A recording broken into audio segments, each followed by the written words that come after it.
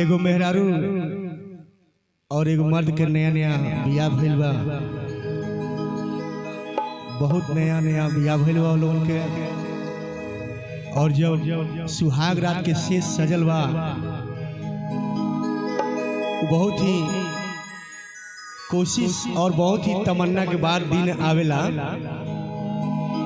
मेहरारू फूला नहीं समातिया, कहे के भाव बा कैसे भैया। आज हो पहिला मिलनवा,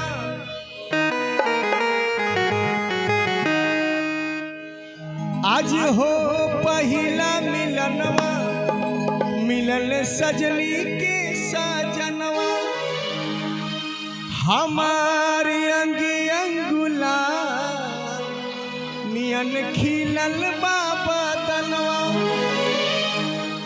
सुनी सुनी भगवान, देखी मेहरारू कहती है कि बिहान नहीं खे करके भगवान जी रात रतिये में रह जाओ, कबो ओरा जान। इहे उ कहती है कैसे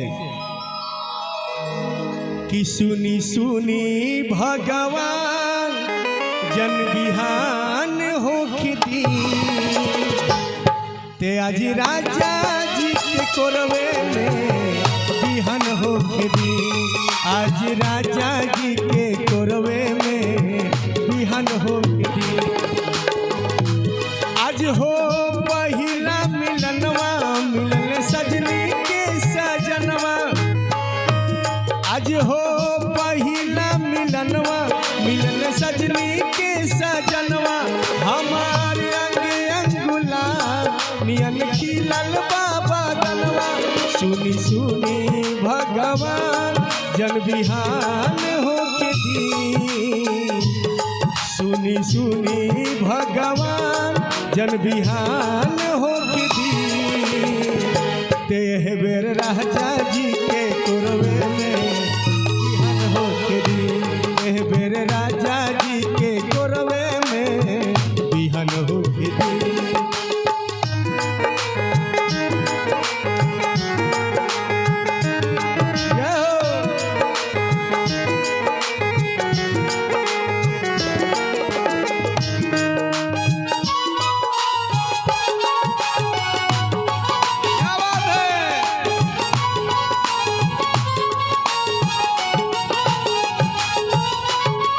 राजा जी के ओठवा से ओठ जब सटी,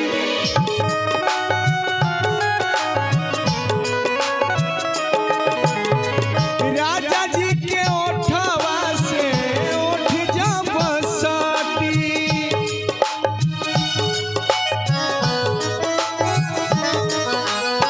भुकुर भुकुर जरी हमारा दिलवा के बती हो। भुकुर भुकुर जरी हमारा दिलवा के बती। रात भर लभ के दरियवे में हो।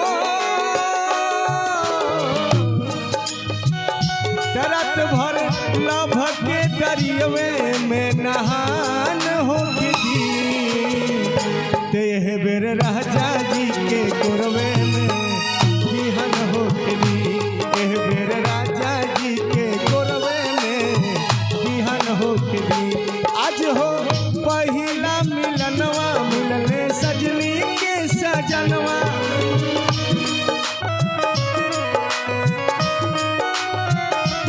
हमारी अंग अंगुला नियन खिलल बाबा दनवा। सुनी सुनी भगवान जन बिहान होखती। सुनी सुनी भगवान जन बिहान होखती। तेह बेर राजा जी के कोरवे में बिहान होखती। आज राजा जी के कोरवे में बिहान होखती। तेह बेर राजा जी के कोरवे में बिहान होके दी।